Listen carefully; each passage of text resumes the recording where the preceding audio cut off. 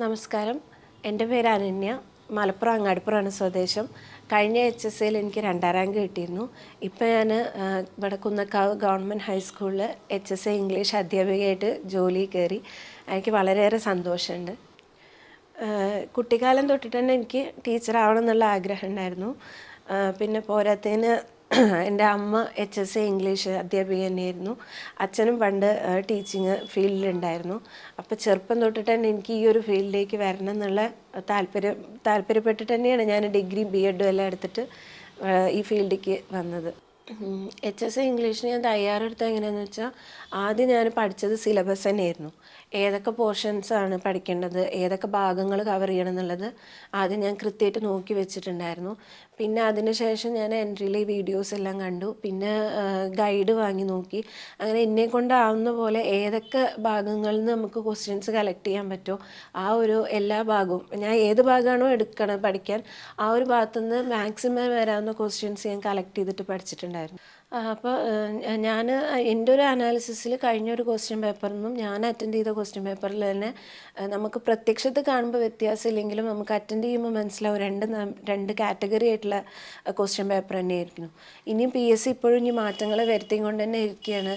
അടുത്ത എക്സാം എങ്ങനെയാവും എന്നുള്ളത് നമുക്കിപ്പോൾ തന്നെ പ്രെഡിക്റ്റ് ചെയ്യാൻ പറ്റില്ല. ചിലപ്പോൾ ഞങ്ങൾക്കുണ്ടായിരുന്ന ക്വസ്റ്റ്യൻ പേപ്പർ പോലെ ആയിരിക്കും. എന്നാലും ഞങ്ങളുടെ ക്വസ്റ്റ്യൻ പേപ്പർ എന്ന് പറഞ്ഞു കഴിഞ്ഞാൽ ഒരു നിലവാരം കീപ്പ് ചെയ്തിട്ടുള്ളൊരു ക്വസ്റ്റ്യൻസ് തന്നെയായിരുന്നു. കാരണം ക്വസ്റ്റ്യനെ പറ്റിയിട്ട് ആൻസറിനെ പറ്റി തറോ നോളജ് ഉണ്ടെങ്കിൽ മാത്രം അതിക്ക് നമുക്ക് ചെയ്യാൻ പറ്റുള്ളൂ. അല്ലാത്ത കുറച്ച് മാത്രം നോക്കി വരുന്ന ഒരാൾക്ക് എപ്പോഴും 2 ഓപ്ഷൻ തമ്മിൽ കൺഫ്യൂഷൻ ഉണ്ടാവാം. അങ്ങനത്തെ ഇതാണ് അതുപോലത്തെ ആണ് ഇനിയും ചിലപ്പോൾ അടുത്ത PSC ചിലപ്പോൾ ഇതേപോലത്തെ അല്ലെങ്കിൽ ഇതിലും കുറച്ചും കൂടി കാണുമ്പോൾ ഈസി ആണെങ്കിലും അറ്റൻഡ് ചെയ്യുമ്പോൾ ഡിഫിക്കൽട്ട് ആവാൻ സാധ്യതയുള്ള ക്വസ്റ്റ്യൻസും ഇനി PSC ചിലപ്പോൾ ഇൻട്രൊഡ്യൂസ് ചെയ്യാനുള്ളൊരു സാധ്യത ഉണ്ട്. ഇനി HSC ഇപ്പോൾ ഞങ്ങളുടെ ഒരു ബാച്ച് കയറി. ഇനിയും അടുത്തൊരു HSC എക്സാം അധികം വൈകാതെ ചിലപ്പോൾ ഡിക്ലെയർ ചെയ്യുന്നുണ്ടാവും.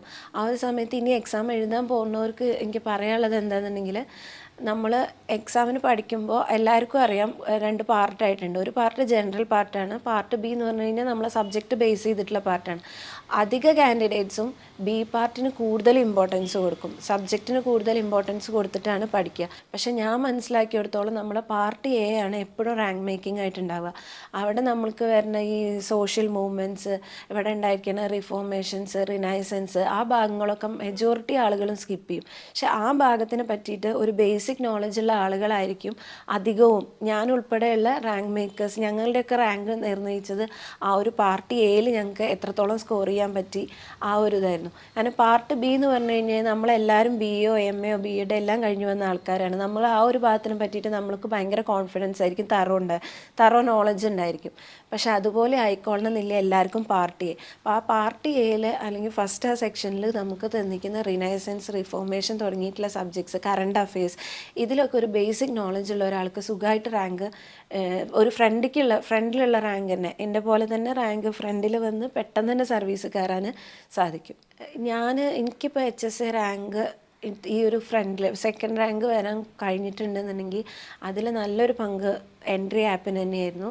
എൻട്രി ആപ്പ് ഞാനെങ്ങനെ യൂസ് ചെയ്തതെന്നുണ്ടെങ്കിൽ, ഞാൻ ഒരു കാഷ്വലായിട്ട് ഒരു ദിവസം റാൻഡം വീഡിയോസ് കാണുന്നതിൻ്റെ ഇടയിൽ ഞാൻ കണ്ടു തുടങ്ങിയതായിരുന്നു. പക്ഷേ അതിലുള്ള ക്ലാസ്സുകൾ മറ്റൊന്നും വ്യത്യസ്തമായി കണ്ടുകൊണ്ടാണ് ഞാൻ പിന്നീട് ആപ്പ് എടുത്തതും ആപ്പിൽ സബ്സ്ക്രിപ്ഷൻ എടുത്തിട്ട് ഞാൻ ജോയിൻ ചെയ്തതും.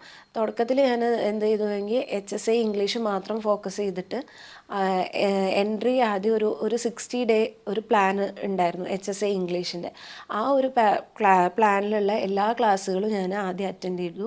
അതിനുശേഷം എൻട്രിയുടെ തന്നെ ഗോൾഡൻ ബാച്ചിക്ക് ഞാൻ കയറി.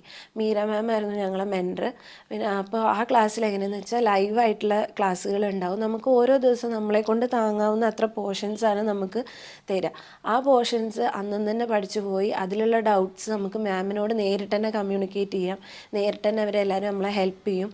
അങ്ങനെ ഓരോ ലൈവ് ക്ലാസ്സിൽ നമുക്ക് ഡൗട്ടുകൾ ചോദിച്ച് ഒരു കൃത്യമായിട്ട് നമ്മളൊരു മൊത്തം കുറേ കുട്ടികളിരിക്കുന്ന ഒരു ക്ലാസ് പോലെയല്ല, നമ്മളും മെൻറ്ററും മാത്രം, നമ്മുടെ ഇടയിൽ ആരുമില്ല, നമുക്ക് എന്തോ ഓപ്പണായിട്ട് അവിടെ ചോദിക്കാം. അങ്ങനത്തെ ഒരു സിറ്റുവേഷനാണ് എനിക്ക് എൻട്രി ഉണ്ടാക്കി തന്നത്. അപ്പോൾ ഞാൻ ഫസ്റ്റ് എൻട്രിയുടെ തന്നെ വീഡിയോസ് കണ്ടിട്ട് ഒരു ഫൗണ്ടേഷൻ ഉണ്ടാക്കി. അതിനുശേഷം മീര മാമിൻ്റെ ഗോൾഡൻ ബാച്ചിക്ക് കയറി. അവിടെ നിന്ന് ഞാൻ രണ്ടാമതൊരു റിവിഷൻ നടത്തി. അതിൻ്റെ ഇടയിൽ കൂടി ഞാൻ സ്വയം ഉണ്ടായിരുന്ന എൻ്റെ റിവിഷൻസ്, അങ്ങനെ 2 or 3 റിവിഷൻ കഴിഞ്ഞിട്ടാണ് ഞാൻ എക്സാമിന് അപ്പിയർ ചെയ്തത്. ആ ഒരു വഴി കൂടി എനിക്ക് അങ്ങനെ ഒരു ഗൈഡൻസ്, ക്ലിയർ ആയിട്ടുള്ള ഒരു ഗൈഡൻസ് എൻട്രീൻ്റെ ഭാഗത്തുനിന്ന് കിട്ടിയോണ്ടാണ് ഞാനിപ്പോൾ ഈ ഒരു സർവീസിൽ ഇരിക്കാനുള്ള ഒരു കാരണം. ഇപ്പം ഞാൻ കുന്നക്കാവ് സ്കൂളിലാണ് HSC ആയിട്ട് കയറിയിട്ടുള്ളത്. വളരെ ജനുവരിയിലാണ് ഞാൻ ജോയിൻ ചെയ്തത്. ഇപ്പോൾ കുറച്ച് മാസങ്ങളായി.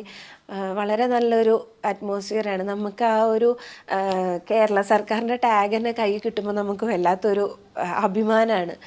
ആ ഒരു ടാഗിന് വേണ്ടിയിട്ടാണ് നമ്മൾ ഈ ഒരു വർഷത്തോളം നമ്മൾ കഠിനമായിട്ട് നമ്മൾ പരിശ്രമിച്ചാൽ ലാസ്റ്റ് കയ്യിൽ ആ ഒരു ടാഗ് കിട്ടുമ്പോഴുള്ള ഒരു അഭിമാനം എന്ന് പറഞ്ഞു കഴിഞ്ഞാൽ അത് അനുഭവിച്ച് തന്നെ അറിയേണ്ട ഒരു കാര്യമാണ്. സിലബസ് നന്നായിട്ട് പഠിക്കുക. എനിക്ക് നല്ലൊരു പൊസിഷനിൽ എത്താനുള്ള, ഈ ഒരു റാങ്ക് എനിക്ക് എത്താനുള്ള കാരണം എൻട്രീൻ്റെ ഭാഗത്തു നിന്നുണ്ടായിരുന്ന ഒരു ഗൈഡൻസ് ആയിരുന്നു. അങ്ങനെ നല്ലൊരു ഗൈഡൻസ് ചൂസ് ചെയ്തിട്ട് PSC ലിസ്റ്റിൽ വരിക എന്നുള്ളതല്ല, അതിനേക്കാൾ കൂടുതൽ ആ ലിസ്റ്റിൽ നിന്ന് എത്രയും വേഗം ജോലിക്ക് കയറുക എന്നുള്ളതായിരിക്കണം നമ്മുടെ ലക്ഷ്യം. അപ്പോൾ ഇനി വരാൻ പോണ അധികം വൈകാതെ തന്നെ നമ്മൾ HSC ഇംഗ്ലീഷ് വിളിക്കുന്നുണ്ടാവും. അതിന് വിളിക്കട്ടെ, എന്നിട്ട് പഠിച്ചു തുടങ്ങാമെന്ന് വിചാരിക്കാതെ ഇപ്പം തന്നെ ചെറിയ ചെറിയ സ്റ്റെപ്സ് നമ്മൾ വെച്ച് തുടങ്ങുക. അപ്പോൾ ഇനി വേറെ എക്സാം എഴുതാൻ പോണ എല്ലാവർക്കും വിജയാശംസകൾ.